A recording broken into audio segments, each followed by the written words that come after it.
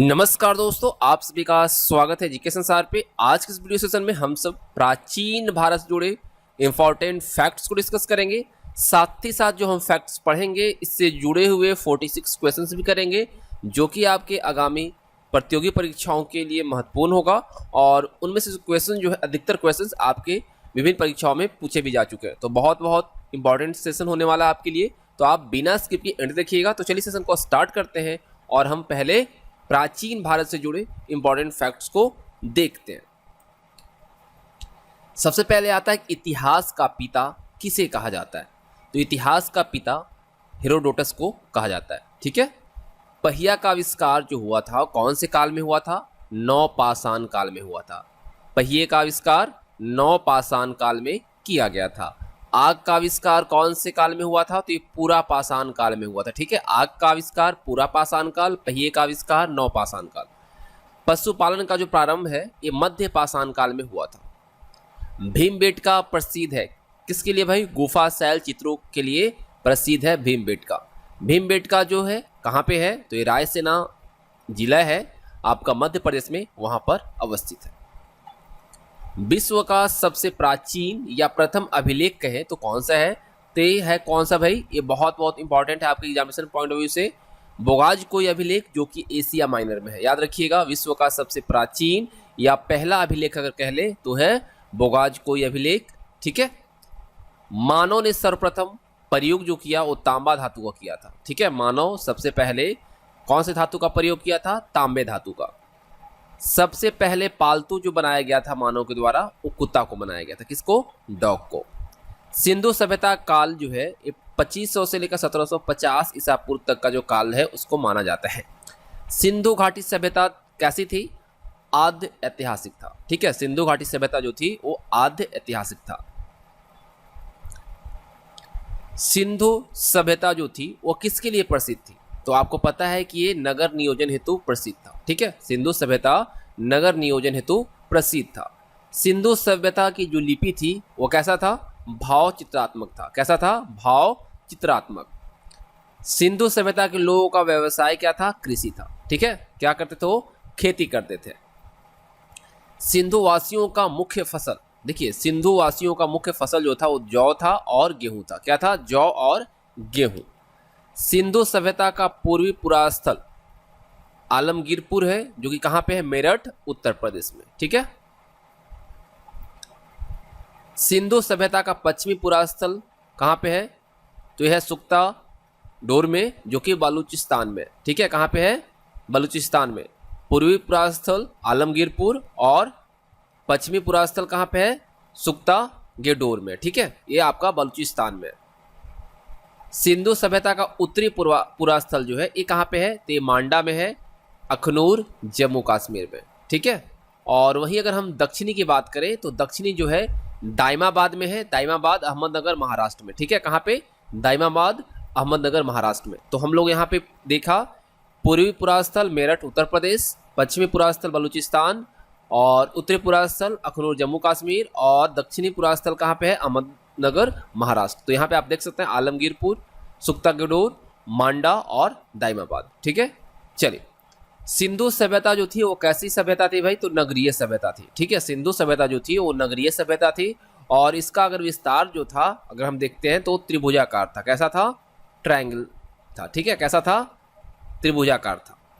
चलिए, सिंधु सभ्यता का प्रमुख बंदरगाह ये कौन सा था भाई? आप सबको पता है, सिंधु सभ्यता आपने पढ़ा है, तो ये लोथल जो है वह सिंधु सभ्यता का प्रमुख बंदरगाह हुआ करता था। सिंधु सभ्यता का बृहद स्थल, सिंधु सभ्यता का बृहद स्थल जो है मोहनजोदड़ो है, जिसको मृतकों का टीला भी कहा जाता था। भारत में हड़प्पा का बृहद स्थल कौन सा है? राखीगढ़ी। ठीक है। कौन सा? राखीगढ़ी। सिंधु सभ्यता की सबसे बड़ी इमारत मोहनजोदड़ो, इसकी खोज 1922 में हुआ था और यहां से जो प्राप्त हुआ था वो क्या हुआ था? अन्नागार। ठीक है। याद रखिएगा इस चीज को। अब देखिए 1922 में इसकी खोज हुई थी मोहनजोदड़ो की, तो इसका खोज किसके द्वारा किया गया था? राखलदास बनर्जी के द्वारा। ठीक है। किसके द्वारा? राखलदास बनर्जी के द्वारा। मोहनजोदड़ो का अर्थ क्या है? मृतकों का टीला। ठीक है। मोहनजोदड़ो को हम सब मृतकों का टीला के तौर पर भी जानते हैं। देखिए, नर्तकी की कांच से मूर्ति जो मिली थी वो कहां से मिली थी? मोहनजोदड़ो से मिला था। ठीक है। नर्तकी की कांस्य से मूर्ति मिली थी मोहनजोदड़ो से। मोहनजोदड़ो कहाँ स्थित है? ये आपका पाकिस्तान में, ठीक है, कहाँ पे? पाकिस्तान में। मोहनजोदड़ो से प्राप्त स्मारक जो है वो कौन सा है? बड़ा स्नानागार, ठीक है, बृहद स्नानागार यहाँ से प्राप्त हुआ था। सिंधुवासी जो थे वह किसकी पूजा किया करते थे? पशुपति की। और इस क्वेश्चन को 100 टाइम्स पूछा गया विभिन्न परीक्षाओं में, है ना। चलिए आगे देखते हैं। हड़प्पा या सिंधु सभ्यता के बारे में सबसे पहले जो जानकारी दी गई वो किसके द्वारा दिया गया? ये चार्ल्स मैसन ने दिया था। कब? 1826 में, ठीक है। चार्ल्स मैसन के द्वारा 1826 में हड़प्पा या हिंदू सभ्यता के बारे में सबसे पहले जानकारी दी गई थी। हड़प्पा स्थित है, हड़प्पा जो है रावी नदी के तट पर स्थित है। कहाँ पे? रावी नदी के तट पर। हड़प्पा की खोज किसने किया था? दयाराम साहनी के द्वारा किया गया था। कब किया था भाई? 1921 में, याद रखिएगा, 1921 में, ठीक है। मोहनजोदड़ो का खोज किसके द्वारा किया गया था? राखलदास बनर्जी के द्वारा 1922 में। और हड़प्पा की खोज जो है दयाराम साहनी के द्वारा 1921 में। हड़प्पा की जो सभ्यता थी वह कांस्य युगीन था। कैसा था? कांस्य युगीन। हड़प्पाई समाज जो था वह क्या था? मातृसत्तात्मक हुआ करता था, ठीक है। मातृ पूजा में विश्वास करता था, मातृत्व को ज्यादा प्राथमिकता यहाँ पर दी जाती थी, ठीक है। स्वास्तिक चिन्ह किसकी देन है? तो ये हड़प्पा सभ्यता की देन है ना। आप स्वास्तिक चिन्ह देखते हैं ना, ये किसकी देन है? ये देन जो है हड़प्पा सभ्यता की देन है। चलिए आगे देखते हैं। R37 कब्रिस्तान कहाँ से मिला है? तो ये हड़प्पा से मिला है, ठीक है। R37 कब्रिस्तान जो है हड़प्पा से मिला। हड़प्पा के जो लोग थे वह किससे अनभिज्ञ थे, यानी कि किसके बारे में उनको जानकारी नहीं थी? तो है लोहा, ठीक है। आयरन से उनका कोई भी वास्ता नहीं था, उनको इसके बारे में पता नहीं था। मिट्टी के बर्तन का जो प्रयुक्त रंग होता था वो कैसा होता था? लाल, ठीक है। कैसा होता था? लाल। मिस्र के राजा कहलाते थे फराओ, याद रखिएगा, मिस्र के जो राजा थे वो क्या कहलाते थे? फराओ। चावल के साक्ष्य कहाँ से मिला है? तो लोथल से और रंगपुर से मिला है। चावल के साक्ष्य लोथल और रंगपुर से मिला है। जूते हुए खेत के साक्ष्य कालीबंगा से प्राप्त हुआ है, ठीक है। जूते हुए खेत के साक्ष्य जो है वह कालीबंगा से मिला है। कालीबंगा का अर्थ क्या है? काले रंग की चूड़ियां, याद रखिए, कालीबंगन, है ना, हम सब जानते हैं ना। तो ये काले रंग की चूड़ियां इसका अर्थ होता है। अब देखिए आगे आता है मेसोपोटामिया, है ना। मेसोपोटामिया जो है आधुनिक नाम इसका क्या है? इराक। इसका अर्थ क्या है? तो दो नदियों के बीच की भूमि, ठीक है, मेसोपोटामिया। अब इसका नाम क्या है? इराक। इसका अर्थ क्या है? दो नदियों के बीच की भूमि। वैदिक सभ्यता का काल जो रहा वो 1500 से लेकर 600 ईसा पूर्व तक का रहा, ठीक है। वैदिक सभ्यता का जो काल रहा वो 1500 से लेकर 600 ईसा पूर्व तक का। अब देखिए आर्यों की जानकारी जो मिलती है वह कहाँ से मिलती है? तो ये मिलता है ऋग्वेद से। याद रखिएगा, आर्यों की जो जानकारी हमें प्राप्त होती है वह ऋग्वेद से होता है। वैदिक काल में किस जानवर को अगण्य यानी कि न मारे जाने योग्य माना गया है? तो गाय को, ठीक है। वैदिक काल में जिस जानवर को न मारने योग्य माना गया वो गाय को माना गया, ठीक है। ऋग्वैदिक काल में आजीवन अविवाहित रहने वाली महिलाओं को क्या कहा जाता था? अमाजू। जो महिलाएं आजीवन विवाह नहीं करते थे, अविवाहित रहते थे, उन्हें अमाजू कहा जाता था ऋग्वैदिक काल में। आर्यों भारत आए थे, आप सबको पता है, हम लोगों ने पढ़ा है इतिहास में। तो आर्य भारत कब आए? तो 1500 ईसा पूर्व से पहले। आर्य सबसे पहले कहाँ बसे? पंजाब और अफगानिस्तान में, ठीक है। आर्य सबसे पहले पंजाब और अफगानिस्तान में बसे थे। आर्यों का मूल निवास स्थान मध्य एशिया। एक कई दफा क्वेश्चन को पूछा गया है कि आर्यों का जो मूल निवास था या मूल स्थान जो था वो कहाँ था? मध्य एशिया। आर्यों का मुख्य व्यवसाय क्या था भाई? तो पशुपालन और कृषि था। आर्यों का जो मुख्य व्यवसाय हुआ करता था वो पशुपालन था और कृषि था। आर्यों की भाषा या पेय पदार्थ, ठीक है, आर्यों की भाषा और पेय पदार्थ जो थी वो क्या थी? तो आर्यों की भाषा की अगर हम बात करते हैं संस्कृत था, और इनका पेय पदार्थ यानी पीने योग्य जो पदार्थ था वो इनका था सोमरस, ठीक है, सोमरस, याद रखिएगा। आर्यों का प्रिय पशु और देवता, अगर हम पशु की बात करते हैं तो घोड़ा, और देवता की बात करते हैं तो इंद्र। याद रखिए, आर्यों का प्रिय पशु घोड़ा था और प्रिय देवता इंद्र थे, ठीक है। आर्यों का समाज कैसा था? तो पितृ प्रधान था, पितृ प्रधान, है ना। और जो कि अभी हमारा देश अभी भी जो है क्या है? पुरुष प्रधान, पितृ प्रधान ही हमारा देश अभी है। तो आर्यों का समाज भी जो था वो पितृ प्रधान था, ठीक है। वेदों और वेदांग की संख्या, कितना है भाई?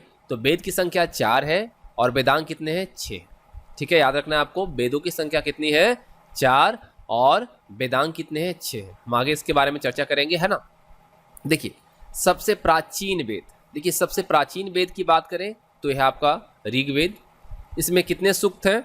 1028। कई दफ़ा पूछा गया है कि ऋग्वेद में कितने सूक्त हैं, तो 1028 है। अब देखिए ऋग्वेद के संकलनकर्ता कौन है भाई? तो कृष्ण द्वैपायन वेद व्यास है। ठीक है, ऋग्वेद के संकलनकर्ता जो है वो कौन है? कृष्ण द्वैपायन वेद व्यास। अब देखिए कि ऋग्वेद में ऋचाएँ हैं, आप सबको पता है, इतिहास में हम लोगों ने पढ़ा है। तो ऋचाओं को पढ़ने वाले ऋषि क्या कहलाते थे? तो ये कहलाते थे होत्र। क्या कहलाते थे? होत्र। ऋग्वेद में सर्वाधिक बार जो वर्णित नदी है वो है आपका सिंधु। ऋग्वेद में सबसे ज़्यादा बार जो नदी का वर्णन किया गया है वो सिंधु नदी का किया गया है। और ऋग्वेद में सबसे पवित्र नदी का जो वर्णन मिलता है वो सरस्वती का मिलता है। ठीक है, जो कि विलुप्त हो गई है ना। ऋग्वेद में गंगा यमुना का उल्लेख कितनी बार हुआ है? तो ऋग्वेद में गंगा यमुना का जो उल्लेख है वो कितना बार हुआ है? गंगा का 1 बार और यमुना का कितना हुआ है? 3 बार। ठीक है, ऋग्वेद में गंगा का उल्लेख 1 बार मिलता है और यमुना का उल्लेख 3 बार मिलता है। अब देखिए ऋग्वेद में वर्णित प्रमुख देवता कौन थे? तो थे इंद्र। ठीक है, कौन थे? इंद्र। गायत्री मंत्र, याद रखिए गायत्री मंत्र जो है ऋग्वेद के 3रे मंडल में वर्णित है। ठीक है, गायत्री मंत्र जो है यह ऋग्वेद के 3रे मंडल में वर्णित है। गायत्री मंत्र के रचनाकार, गायत्री मंत्र किसके द्वारा रचित है भाई? तो विश्वामित्र के द्वारा। किसके द्वारा? विश्वामित्र के द्वारा। अब हम लोगों ने देखा कि गायत्री मंत्र जो है ऋग्वेद के 3रे मंडल में है। गायत्री मंत्र के रचनाकार विश्वामित्र है। तो ये मंत्र जो है वो किसको समर्पित है? तो सूर्य देवता सावित्री को ये जो मंत्र है वो समर्पित है। ठीक है, 8वें मंडल की ऋचाएँ क्या कहलाती है? 8वें मंडल की जो ऋचाएँ हैं वो कहलाता है खिल। ठीक है, क्या कहलाता है? खिल। सोम देवता को समर्पित मंडल जो है वो 9वां है और ऋग्वेद में सबसे बाद निर्मित मंडल जो है वो 10वां है। ठीक है, अब देखिए हम सब जानते हैं गोत्र, है ना। तो गोत्र शब्द की जो उत्पत्ति है यह उत्तर वैदिक काल में हुआ है। गोत्र शब्द जो है इसकी उत्पत्ति उत्तर वैदिक काल में हुआ है। उत्तर वैदिक काल के जो प्रमुख देवता थे वो थे प्रजापति। कौन थे? प्रजापति। गद और पद वाला जो वेद है वो यजुर्वेद है। ठीक है, गद और पद वाला जो वेद है वो यजुर्वेद है और यज्ञ संबंधी विधि विधान जो दिया गया है वो आपका यजुर्वेद में दिया गया। किस में दिया गया है? यज्ञ संबंधी विधि विधान यजुर्वेद में। तंत्र मंत्र संग्रहित वेद है अथर्ववेद। अथर्ववेद में आपको तंत्र मंत्र का जानकारी मिलता है, वहाँ उसके बारे में आपको वर्णन किया गया। भारतीय संगीत का जनक सामवेद को माना जाता है। किसको माना जाता है? सामवेद को। ठीक है, चलिए आगे बढ़ते हैं। सामवेद यजुर्वेद के मंत्र को उच्चारण करने वाले ऋषि जो है वह क्या कहलाए? तो देखिए आपको मैं बताऊं कि सामवेद के जो मंत्र है उसका उच्चारण करने वाले ऋषि को उद्गाता कहा जाता है और जो यजुर्वेद के मंत्र उच्चारण करने वाला जो ऋषि है वह अधरवायु कहलाए। ठीक है, सामवेद के मंत्रों को उच्चारण करने वाले ऋषि उद्गाता और यजुर्वेद के मंत्रों को उच्चारण करने वाले जो ऋषि हुए वो अधरवायु कहलाए। ऐतरेय ब्राह्मण किससे संबंधित है? ऋग्वेद से। ठीक है, ऐतरेय ब्राह्मण जो है यह आपका ऋग्वेद से संबंधित है। पंचविश ब्राह्मण किससे संबंधित है? सामवेद से। ठीक है, अब देखिए गौपत ब्राह्मण किससे संबंधित है? ये आपका अथर्ववेद से। ठीक है, अथर्ववेद से। शतपथ ब्राह्मण किससे संबंधित है? यजुर्वेद से। तो हम लोगों ने बात की थी 4 वेद की, तो चारों वेद यहाँ आपको दिख गया, ऋग्वेद, सामवेद, अथर्ववेद, यजुर्वेद। ठीक है, तो यहाँ पे एक बार फिर से मैं रिपीट कर देता हूँ। ऐतरेय ब्राह्मण किससे संबंधित है? ऋग्वेद से। पंचविश ब्राह्मण सामवेद, गौपत ब्राह्मण अथर्ववेद और शतपथ ब्राह्मण यजुर्वेद। ठीक है, चलिए आगे देखते हैं। पुराण कुल संख्या इसकी कितनी है? 18। इसका अध्ययन करने वाले प्रथम मुसलमान, याद रखिएगा, पुराण इसकी कुल संख्या 18, अध्ययन करने वाला प्रथम मुसलमान अल-बरूनी। ठीक है, अल-बरूनी। पुराणों के संकलनकर्ता लोमहर्ष और उग्रश्रवा है। याद रखिएगा, पुराणों के संकलनकर्ता जो है लोमहर्ष और उग्रश्रवा है। ये दोनों मिलकर इसका संकलन किए। सबसे प्राचीन पुराण कौन सा है? देखिए, सबसे प्राचीन पुराण की बात आई तो याद रखिएगा मत्स्य पुराण। मत्स्य पुराण सबसे प्राचीन पुराण है और मौर्य वंश की जानकारी हमें जो मिलती है वो विष्णु पुराण से मिलती है। मौर्य वंश की जो जानकारी है विष्णु पुराण से हमें प्राप्त होता है।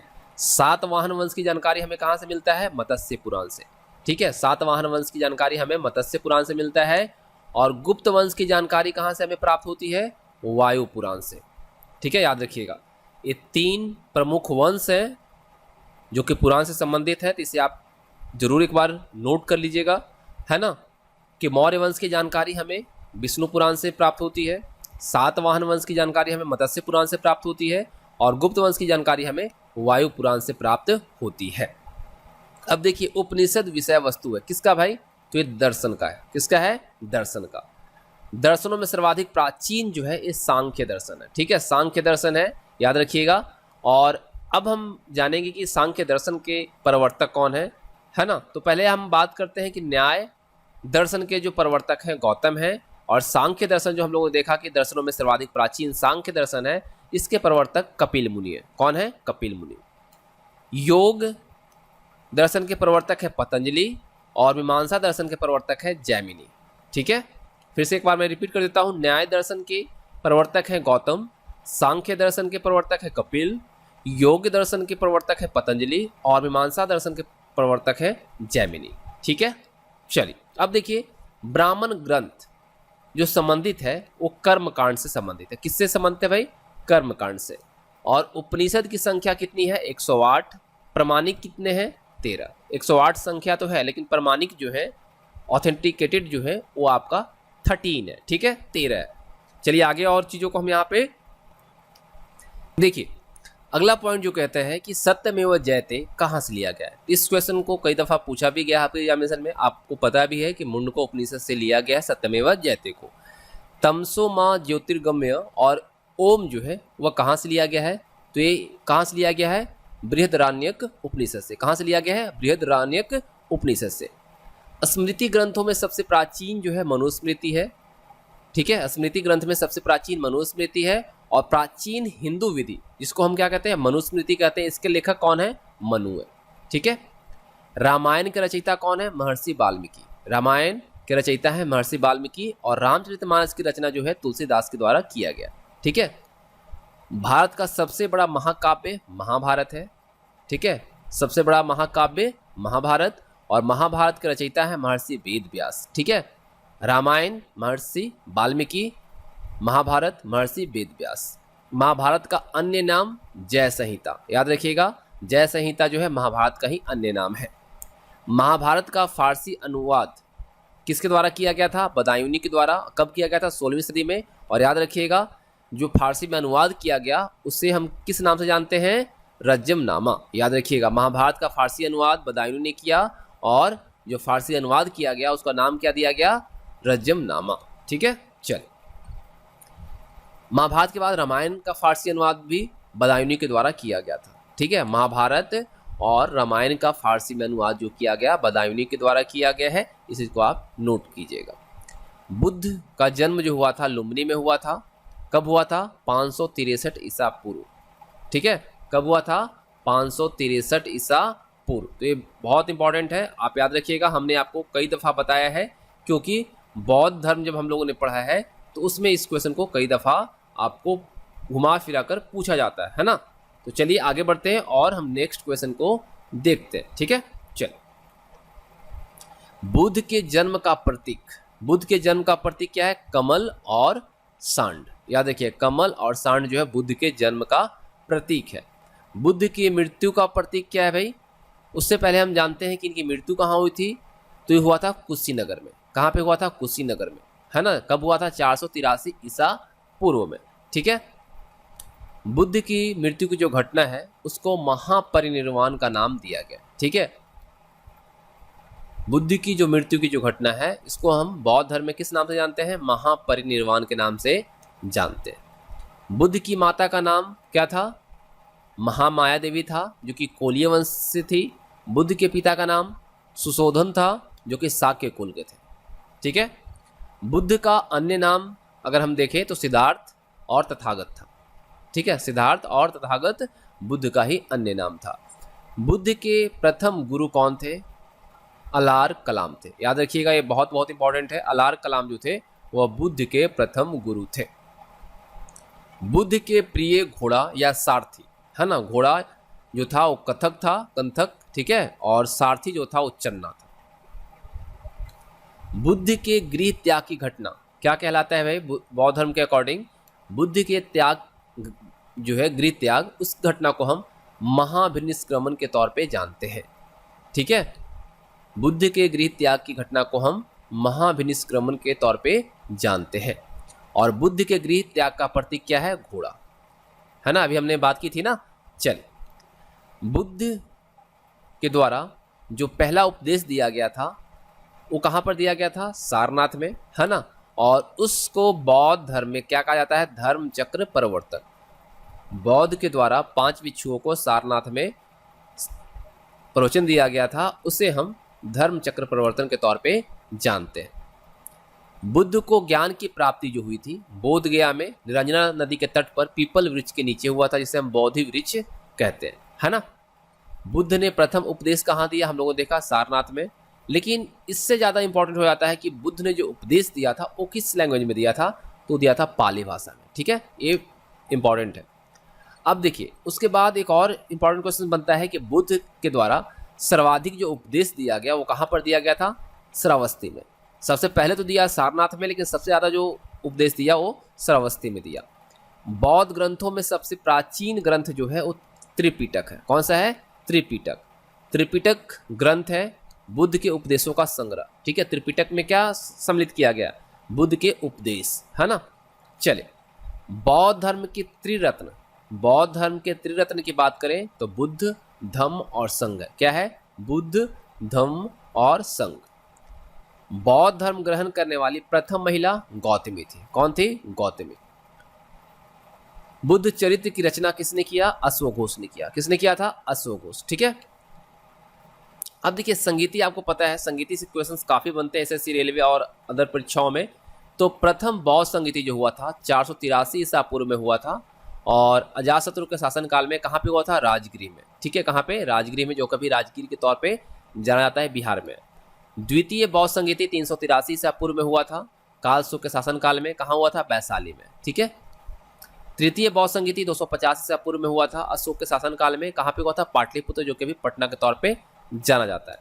चतुर्थ बौद्ध संगीति जो हुई थी ये प्रथम शताब्दी में हुआ था, और कनिष्क के समय में हुआ था। कहाँ पे? कुंडलवन, कश्मीर में। ठीक है, चलिए आगे देखते हैं हम सब। अब संगीतियों के बारे में और चीज़ों को हम यहाँ पर देखते हैं।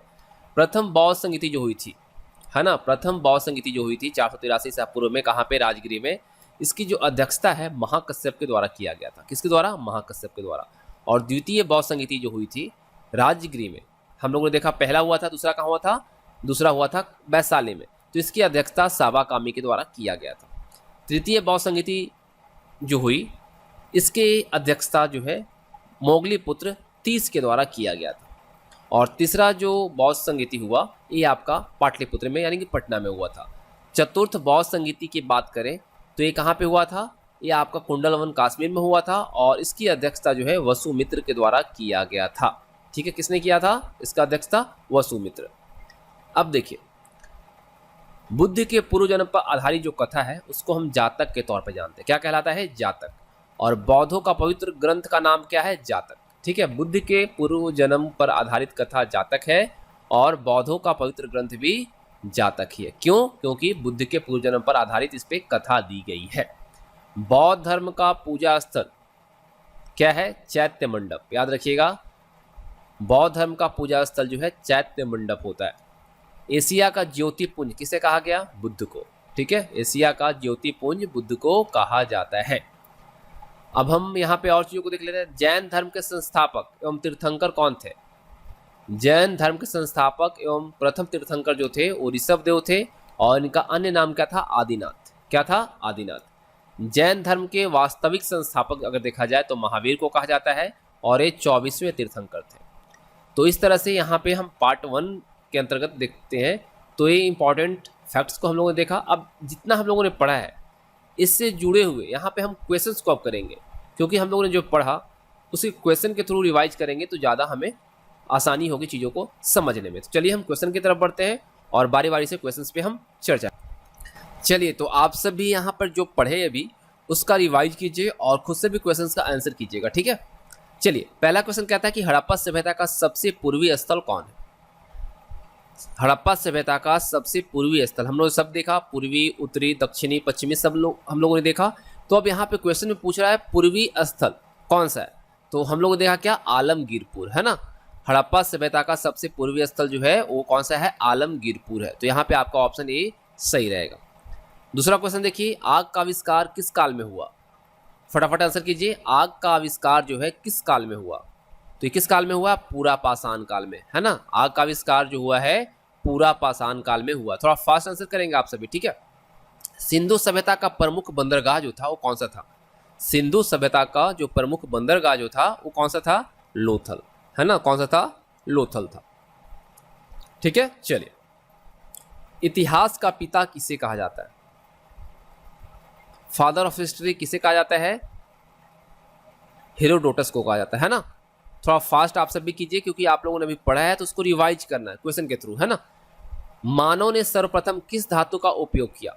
मानव ने सर्वप्रथम किस धातु का उपयोग किया। तो यहाँ पे सही आंसर क्या रहेगा, तांबा, है ना। मानव के द्वारा सबसे पहले जिस धातु का उपयोग किया गया वो तांबा का किया गया। देखिए अगला क्वेश्चन कह रहा है कि शतपथ ब्राह्मण ग्रंथ का संबंध किस वेद से है।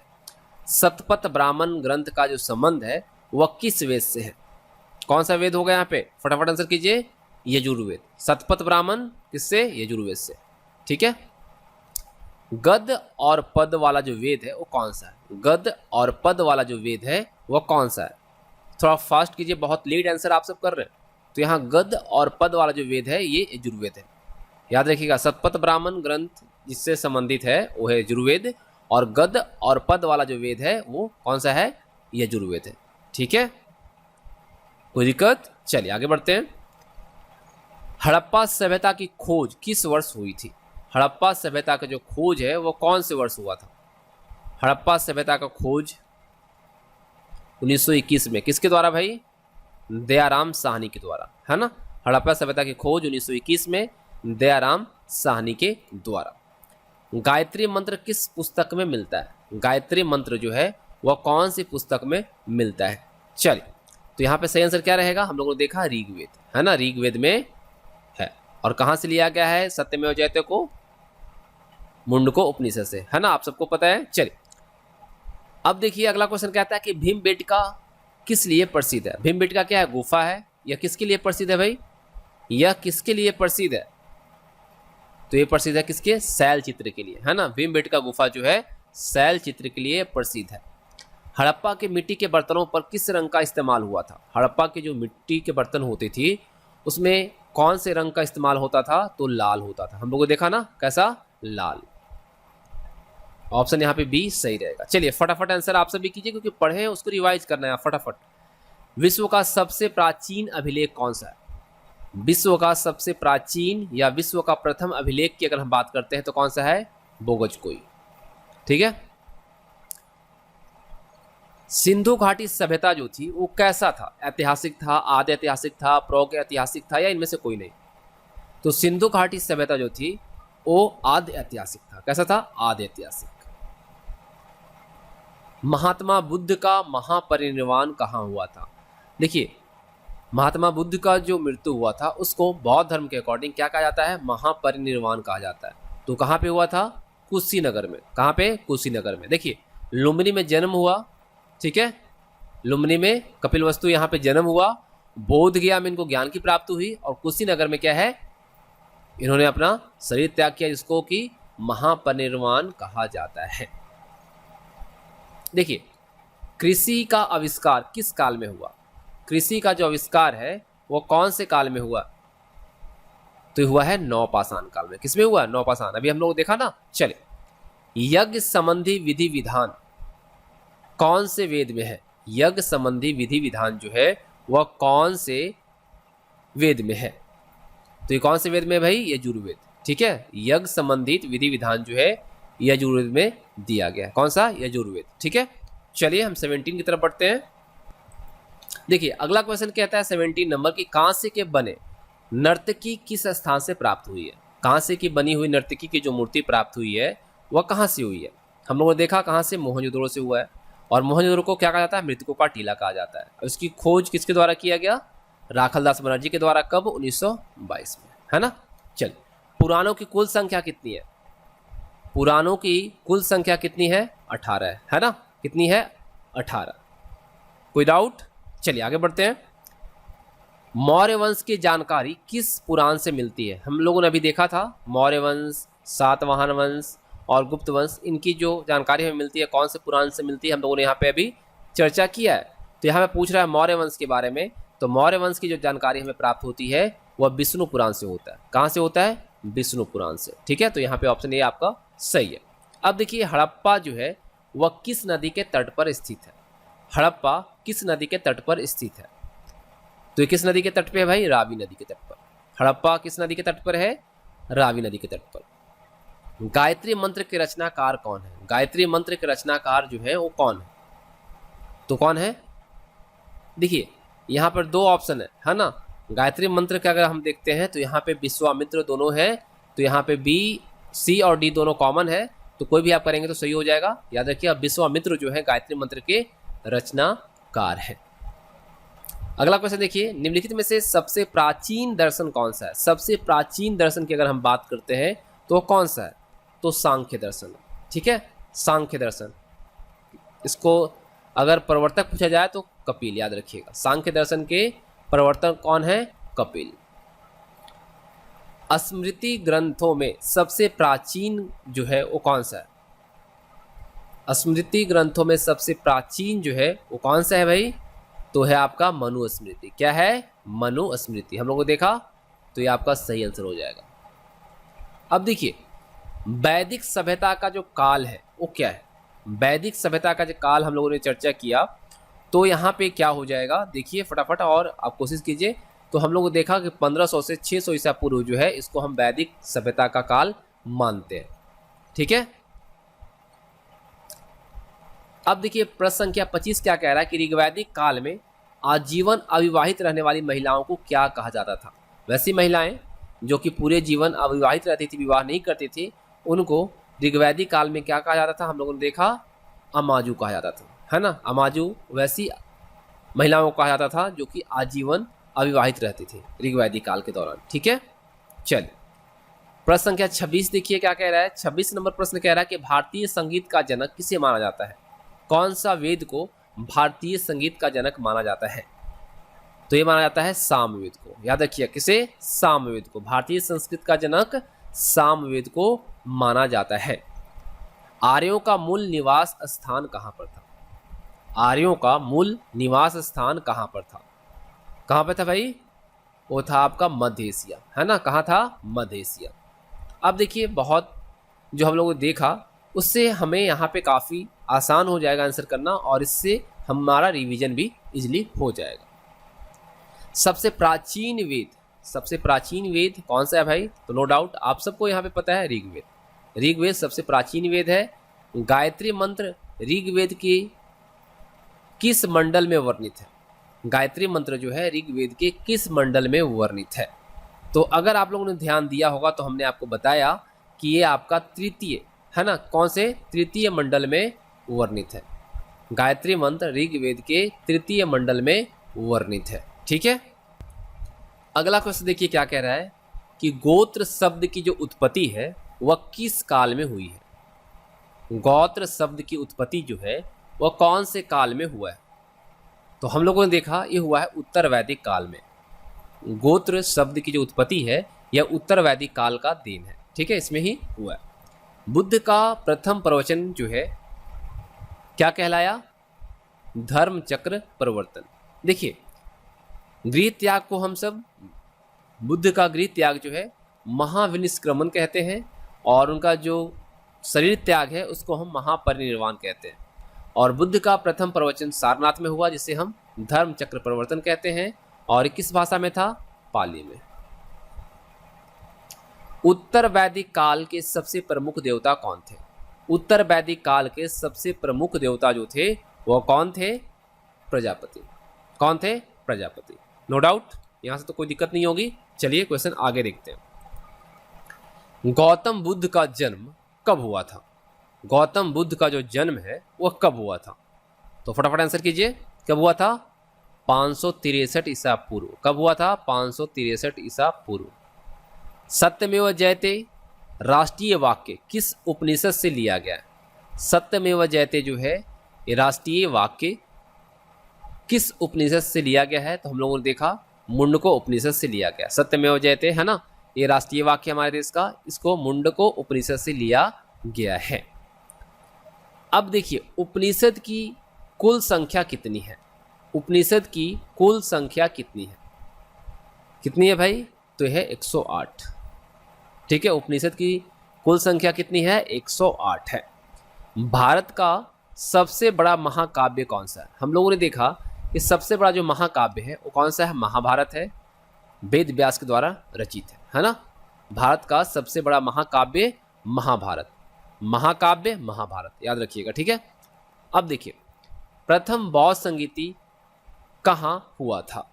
प्रथम बौद्ध संगीति जो हुआ था वह कहाँ हुआ था? तो हुआ था आपका राजगिरी, जो कि अभी हम राजगीर के तौर पे जानते हैं हम सब, बिहार में है ना। हड़प्पाई समाज कैसा था? हड़प्पाई समाज जो था वह कैसा था? फटाफट आंसर कीजिए। तो क्या था?